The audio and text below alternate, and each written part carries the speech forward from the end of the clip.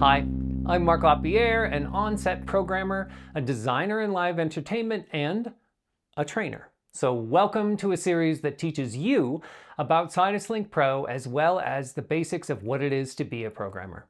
Since this is a longer series, if you just need a quick start video, check out my Get to Work video. Heads up, this tutorial is sponsored by Aperture. Now that just means I'll be using their software and featuring their fixtures, but all the thoughts and opinions are my own. For this video tutorial, you'll need Sidus Link Pro 2.0 installed on your iPad and authorized for One Universe. You also need to download the materials packet from the link in the description and open the fixture report, please. Let's get started in Sidus Link Pro 2.0 and I'll explain as we go. Set up a new folder, Sidus Link Pro Programmer. Next, we want to make a new project, which I'll name Patch. During the patch process, you as the programmer need to tell Sidus some very important things. 1, what and how many fixtures we have in our truck package, stage, or location.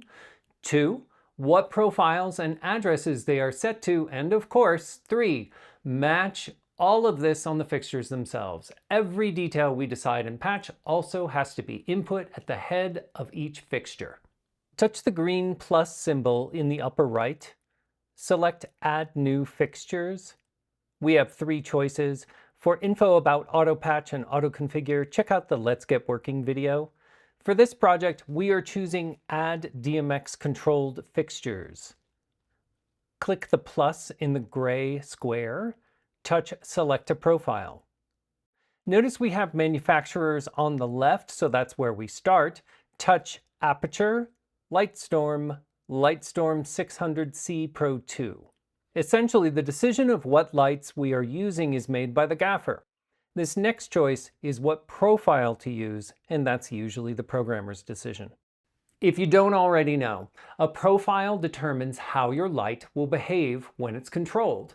And since it can be confusing, the words profile and mode mean the exact same thing.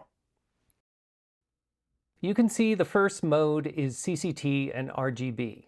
This means you can choose at any time to control the color of the light with CCT, which only allows a range of white light, or RGB, which allows you to use red, green, and blue to mix the colors of the rainbow. As you look at the other options, notice some say 8-bit and some say 16-bit. These numbers refer to how much fine detail resolution you will have when controlling your lights. 8-bit values go from 0 to 255, but a 16-bit value goes from 0 to 65,535. Compare Mode 1 and Mode 12. 8 addresses versus 15 addresses. If you need to jam in a lot of control into One Universe, you're probably going to choose an 8-bit profile. And that's what I did to get lots of options for you to control, but have it fit in One Universe. We'll return to several of these key concepts as we go further. Select Mode 1. Touch the green next in the upper right. In this view, we see a window that shows Universe A. Addresses are the means of controlling lights in DMX. Basically, each address can send one order to a light. Each DMX line can carry 512 instructions at once, and because that used to seem like a lot, a group of 512 addresses is called a universe. Right now, we're about to patch one light, but it's showing a shape for the first 8 addresses. Now see down here where it says DMX address? It says 001. So we only need to pick the starting address, and Sidus Link Pro knows how many addresses each light will take because we chose Mode 1. Right above there is number of fixtures. To start, we want to bump that number to 17. As you click the plus to add fixtures, notice how the universe shows you how much space the fixtures will take. It can fill up quick, so that's why you choose the right profile for both control and address count. Also, we only chose the starting address, but Sidus is ready to patch all the lights we add in series. When you get to 17, click Confirm in the upper right. We have many more lights to add, so click the plus in the gray square again. Again, choose Select a Profile, Aperture, Nova, Nova P600C. Choose Mode 1, then click the green Next in the upper right. Sidus remembers what is already patched, so it's ready to start on the next address. We're adding 21 fixtures, so change number of fixtures to 21. Touch Confirm. Again, press plus in the gray square, then select a profile, Aperture, Lightstorm, Lightstorm 600C Pro 2, Mode 1, touch the green Next. This time, we're only adding 2. Press the green Confirm. Click the plus in the gray square, select a profile, Chauvet Professional, Rogue, Rogue Outcast 1 Beam Wash, Mode 6. Touch the green Next. Number of fixtures, 4. Confirm. Press plus, select a profile, Aperture, Lightstorm, Lightstorm 600C Pro 2, Mode 1. Next, number of fixtures, 9. Confirm.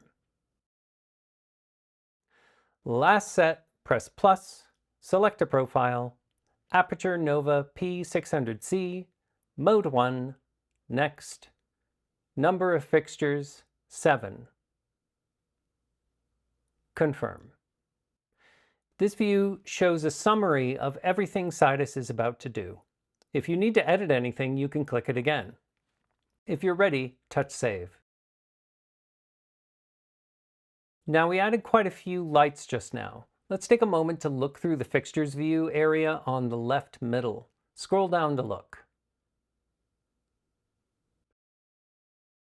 Imagine that I am your gaffer and I tell you to bring up the key lights on the host. How would you know which fixtures to grab? Let's get our patch organized. How do we do that? By labeling and numbering. Let's go to the Fixture Management view. Touch Management over on the right. This is where we can make our lives easier by using Rename. We'll do a few examples. The first light should be the 600C number 1. Touch the 3 dots on that and select Rename. This name is long and not as helpful as it could be. When I look at the fixture report, the purpose of this light is INT, short for interview, key DS, which stands for downstage, meaning closer to the audience. One more piece of info, the light is channel 1. I'm going to rename this 1 INT key for short. Press OK. Right now, the next light is LS600 number 11. This is a very literal way of sorting numbers, so let's choose to go in list order from the fixture report. Look for 600C number 2. Click the 3 dots, rename. Looking at the fixture report, see how the unit number lines up with the number Sidus added to each light? That'll help you throughout this process. I'll name this one 2 INT key and press OK. I'm using the channel number first in all the labels. Now, a channel is a number that the programmer chooses to organize their lights. I use channel numbers in sequence of light type for truck pack and systems of light, so key lights, backlights, for stages. Sidus doesn't have channels, so I'm putting the number at the start of the label to help us know what every light does. In the fixture report, I've provided the short names, which includes the numbers I'm going to use to tell you what lights to control in future videos, so please go ahead and take the time to label everything now. When you're done, press X to exit the fixture management view. See the area named Fixtures on the left middle? Scroll to view all your labeled fixtures. Now that you see all the fixtures there are to scroll through, hopefully you now see why renaming with short labels and numbers is worth the time and effort. Our patch is in. You followed my direction, but to be a programmer, you need to understand how to make the decisions for yourself. So here's some context to help you do that in the future. I want you to think of patching as a lock and key concept. The light is the lock and the patch is the key. They have to match each other for things to work right. Choosing a profile is mostly knowing how you work best and being prepared to give the gaffer or DP the most flexibility. Experiment if you can with any fixture before you are expected to control it on set. Go to the rental shop and ask if you can pull the lights off the shelf and play with them for a little bit. They tend to be really cool about it. Personally, after I get the list for the truck pack from the Best Boy, I decide what profiles to put things in and then I patch first. I export that data and then use it to make labels for each light and then set the fixture to match the patch. I'm good at math, but a computer is perfect at math, so let the computer do the hard work. In reality, you would need to go to each light, reset it, then set the profile and address and link it. Capture has all the details set at the head for all the virtual lights, so we're good already for our tutorials. I just really want to make sure you never forget this for the real world. Last thing, I had you patch in order of addressing.